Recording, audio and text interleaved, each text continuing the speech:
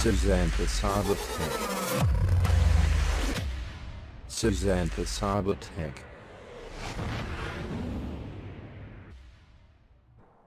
එහෙමනම් යාළුවනේ Susantha සයිබර්ටෙක් YouTube channel එක හා එකතු වෙලා ඉන්න ඔයාලා සියලු දෙනාටම සුබ දවසක් කියන ගමන් වෙනදා වගේම වටිනා වීඩියෝ එකක් අරගෙන ඔයාලා ළඟට අද ආවේ ඔයාලගේ තාක්ෂණ දැනුම සුළු කාලයක් තුල වර්ධනය කරලීමේ අරමුණින්. තීරිය වගේම ප්‍රැක්ටිකල් අඩංගු මේ වීඩියෝ එක වෙනදා කියනවා වගේම ස්කිප් නොකර බලලා ඔයාලගේ දැනුම වර්ධනය කරගන්න කියන ගමන් මේ වෙනතෙක් මගේ channel එක subscribe කරලා නැත්නම් subscribe කරන්න, like කරන්න, යාළුවන්ට බලන්න share කරන්නත් අමතක කරන්න එපා. එහෙමනම් අපි බලමු අද කතා කරන්න යන මාතෘකාව මොකක්ද කියලා.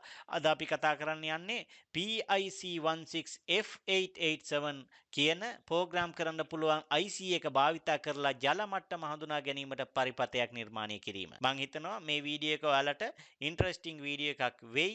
එහෙමනම් අපි බලමු අපේ ප්‍රොජෙක්ට් එක සඳහා අවශ්‍ය components මොනවද කියලා. අද අපිට අවශ්‍ය වෙනවා LED green color වලින් එකක්, ඒ වගේම අපිට අවශ්‍ය වෙනවා LED red color වලින් එකක්, ඒ වගේම අපිට අද අවශ්‍ය වෙනවා LED yellow color වලින් එකක්, ඒ වගේම LM016 කියන LCD එක අපිට අවශ්‍ය වෙනවා. ඒ වගේම අපිට PIC16F887 කියන IC එක අවශ්‍ය වෙනවා. ඒ වගේම පොටෙන්ෂියෝමීටර් එකක් අපිට අවශ්‍ය වෙනවා. ඒ වගේම පවර් සප්ලයි එකක් අපිට අවශ්‍ය වෙනවා VCC වලින්. එහෙමනම් අද අපි කතා කරන ප්‍රොජෙක්ට් එක සඳහා මේන් පාර්ට් එකක් කරන මේ PIC16F887 කියන IC එක ගැන අපි පොඩ්ඩක් කතා කරමු. ඔයාලා දන්නවා PIC16F887 කියන මේ IC එක ප්‍රෝග්‍රෑම් කරන්න පුළුවන් කියලා මම කලින්ම කිව්වා. ඉතින් මේ IC එකේ විශේෂත්වය තමයි මේ IC එක 40 පින් වලින් යුක්තයි 40 පින් වලින් යුක්තයි ඒ වගේම 14 channel වලින් පරිපූර්ණ වෙලා තිනවා ඒ වගේම මයික්‍රෝ චිප් වෙතින් ලබාගත හැකි 8 bit වලින් සමන්විත මයික්‍රෝ පාලකයක් මේ IC එක සතුව පවතිනවා. ඉතින් අපි මේ IC එක ගැන තව තවත් කතා කළොත් කම්පැරේටර් දෙකක් තියෙන අතර ටයිමර් දෙකකුත් මේ IC එක සතුව පවතිනවා. එකක් 8 bit වලින් සහ අනිත් එක 16 bit වලින් යුක්තයි. ඒ වගේම මේකේ ඔපරේටින් වෝල්ටේජ් එක කීයක් වෙනවද? 2 watts එකේ ඉඳලා 5.5 watts එක දක්වා පරාසයක් තුල මේ IC එකට ක්‍රියා කරන්න හැකියාවක් තියෙනවා. ඒ වගේම මේ IC එකට 8 කිලෝබයිට් මෙමරි එකක් තියෙනවා. අමතක කරන්න එපා. ඒ වගේම මේ IC එක SPI ඒ වගේම I2C වගේම UART sannivedana protocol සඳහා සහාය ලබා දෙනවා කියන එකත් අමතක කරන්න එපා. ඉතින් මම අද ඔයාලට මේ IC එක ගැන සරල විග්‍රහයක් තමයි කරේ. එහෙමනම් අපි බලමු මේ components යොදාගෙන අද අපේ diagram එක එහෙම නැත්නම් අද අපේ පරිපථය මොන විදිහටද Proteus software එක මත සිද්ධ කරගන්නේ කියන එක. එහෙමනම් අපි PIC16F887 කියන මේ ප්‍රෝග්‍රෑම් කරන්න පුළුවන් IC එක භාවිතා කරලා ජල මට්ටම හඳුනා ගැනීමට පරිපථයක් Proteus තුල නිර්මාණය කරලා සිමියුලේට් කරලා බලමු ප්‍රැක්ටිකල් අපි අද කතා කරන මාතෘකාව ඒ ආකාරයටම ක්‍රියාත්මක වෙනවද කියන එක. එහෙමනම් යාළුවනේ අපි යමු Proteus software එකට. එහෙමනම් යාළුවනේ ඔන්න අපි ඇවිල්ලා ඉන්නේ Proteus software එකට.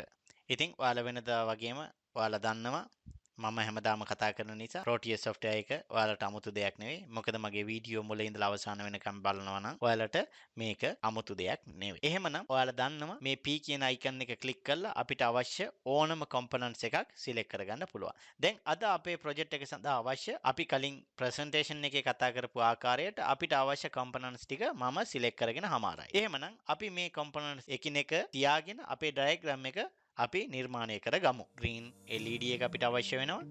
ඉස්සෙල්ලාම අපි green LED එක තියාගමු. ඊළඟට අපිට yellow LED එක අවශ්‍යයි. මේ ආකාරයට අපි ස්ථානගත කරගමු. ඒ වගේම අපිට red LED එකත් අවශ්‍යයි. ඒකත් අපි මේ ආකාරයට තියාගමු. මේ හැම components එකක්ම drag කරලා අපිට අවශ්‍ය ආකාරයට අපේ design එක අපිනේ තීරණය කරන්නේ. ඉතින් ඒ නිසා අපිට අවශ්‍ය ආකාරයට අපේ LED ස්ථානගත කරගන්න හැකියාවක් අපිට තියෙනවා. ඒ සඳහා කිසිම බාධාවක් නැහැ.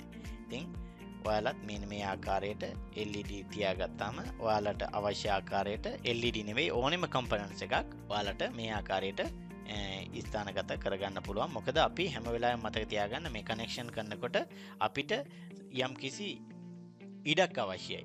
මොකද මේ කනෙක්ෂන් එකිනෙකා අතර ඇති මේ කොම්පොනන්ට්ස් අතර ඇති සම්බන්ධය ඇති කරන්න නම් අපිට යම්කිසි ඉඩක් ඕනි. ඒ නිසා අපිට අවශ්‍ය ඉඩ තුල මේ කොම්පොනන්ට්ස් තියාගන්න හැම වෙලාවෙම වග බලා ගන්න. එහෙම කරොත් අපිට පැහැදිලි ඩයග්‍රෑම් එකක් නිර්මාණය කරගන්න පුළුවන්කමක් තියෙනවා.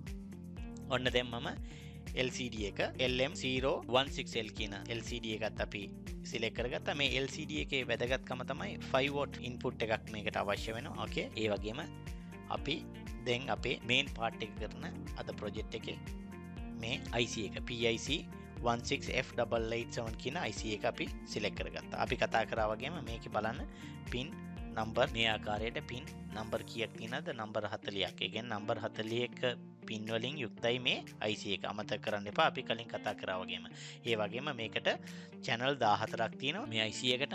ඒ වගේම මේ IC එකේ memory එක 8 කිලෝබයිට් කියලාත් මම කලින් ප්‍රසන්ටේෂන් එකේදී ඔයාලට කිව්වා. ඒ වගේම අපි දැන් මේ ආකාරයට පොටෙන්ෂියෝමීටර් එකත් අපි සිලෙක්ට් කරගමු. මේ ආකාරයට සිලෙක්ට් කරගමු. දැන් අද අපි මේ කතා කරන ප්‍රොජෙක්ට් එකට අවශ්‍ය කොම්පොනන්ට් සියල්ලම අපි ස්ථානගත කරගෙන හමාරයි. දැන් අපි එකිනෙකා අතර කනෙක්ෂන් සිද්ධ කරගමු. දැන් මේ හොඳට මතක තියාගන්න කලින් කිව්වා වගේම අපි කනෙක්ෂන් සිද්ධ කරනකොට අපිට යම්කිසි ඉඩක් අවශ්‍ය වෙනවා. ඉතින් ඒ නිසා අපේ කොම්පොනන්ට්ස් අපිට අවශ්‍ය ඉඩ අනුව ඒ ආකාරයට ස්ථානගත කරගන්න අමතක කරන්න එපා. මෙන්න මේ ආකාරයට 33 එක මේ ආකාරයට කනෙක්ට් කරගමු. IC එකේ ඊළඟට 34 පින් එක මේ ආකාරයට අපි yellow එකට කනෙක්ට් කරගමු. yellow LED එකට. ඒ වගේම අපි මේ ආකාරයට අපේ green LED එකත් මේ ආකාරයට කනෙක්ට් කරගමු. ඒ වගේම LED එකේ අනිත් අග්‍ර අපි මේ ආකාරයට නෙගටිව් අග්‍ර මේ ආකාරයට එකිනෙකා අතර සම්බන්ධය ඇති කරලා මේ සඳහා අපි ground එක ලබා ගමු කනෙක්ට් කරගන්න.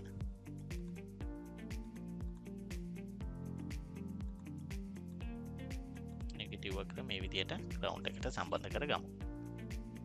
දැන් අපි LED ටික කනෙක්ට් කරගෙන හමාරයි.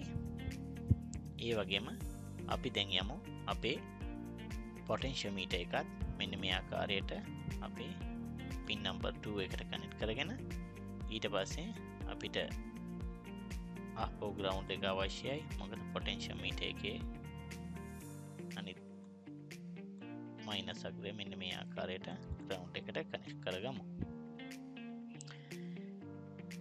ඉන්පුට් එකත් මේ විදිහටම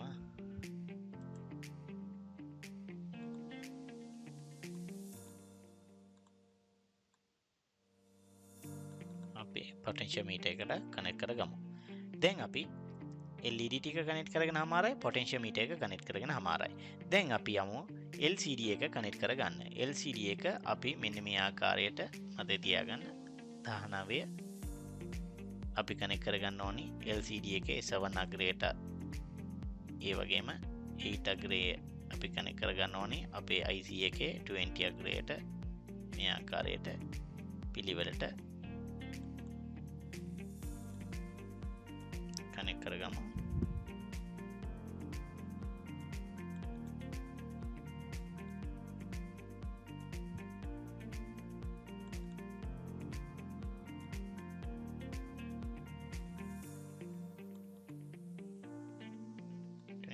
එක මේ විදිහට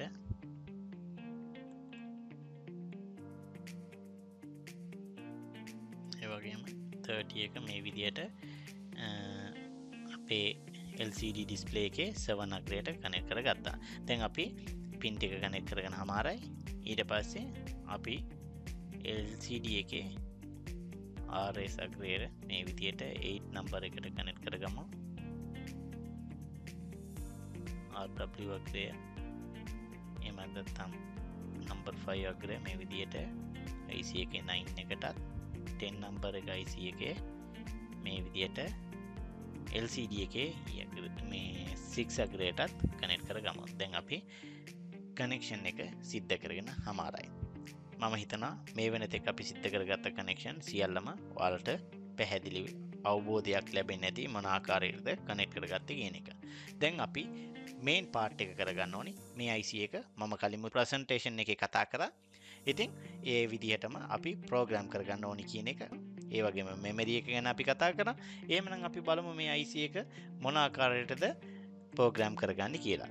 මේ IC එක උඩ අපි ඩබල් ක්ලික් මේ විදිහට කරාම අපිට මේ ෆයිල් එකක් පෙන්නනවා. මේ ෆයිල් එක තැන අපි ඩබල් ක්ලික් කරගමු මේ ආකාරයට. මේ ආකාරයට ඩබල් ක්ලික් කරලාම මෙන්න මම හදාගත්ත මේ hex ෆයිල් එක අද අපේ ප්‍රොජෙක්ට් එක සඳහා.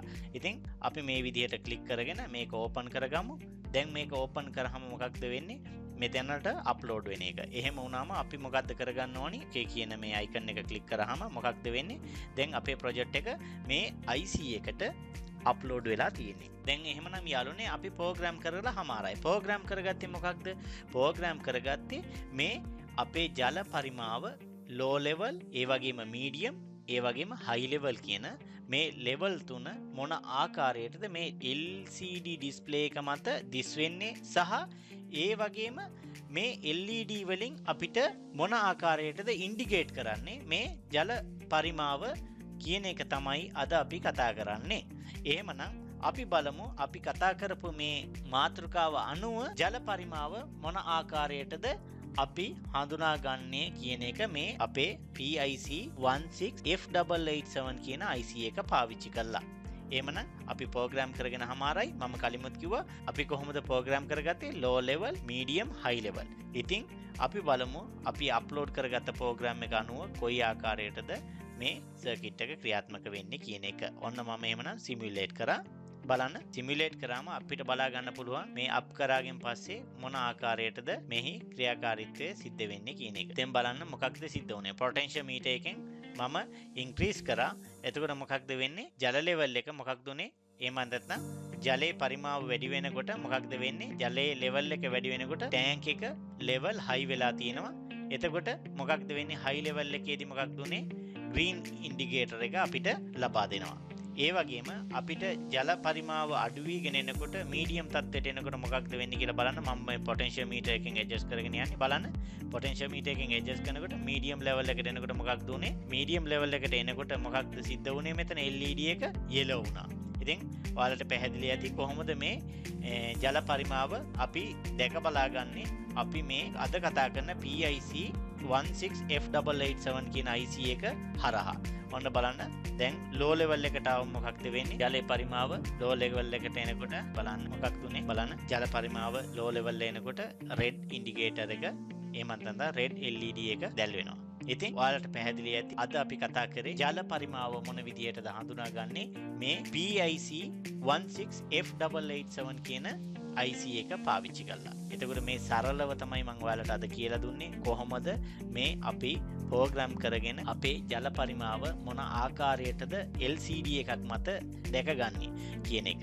එතකොට අපි LCD එකට යොදාගත්තේ LM016L කියන LCD display එක. ඒ වගේම LED තුනක් පාවිච්චි කරා low level, medium, high level කියන එක ඉන්ඩිකේට් වෙන. ඉතින් මම හිතනවා මේ වීඩියෝ එක හරහා ඔයාලට වටිනා දැනුමක් ලැබෙන්න ඇති කියලා. එහෙමනම් නැවතත් මේ වගේ වටිනා වීඩියෝ එකකින් හමු වෙන බලාපොරොත්තුෙන් ඔයාලගෙන් සමුගන්නවා. ඔයාලා සියලු දෙනාටම සුබ දවසක්.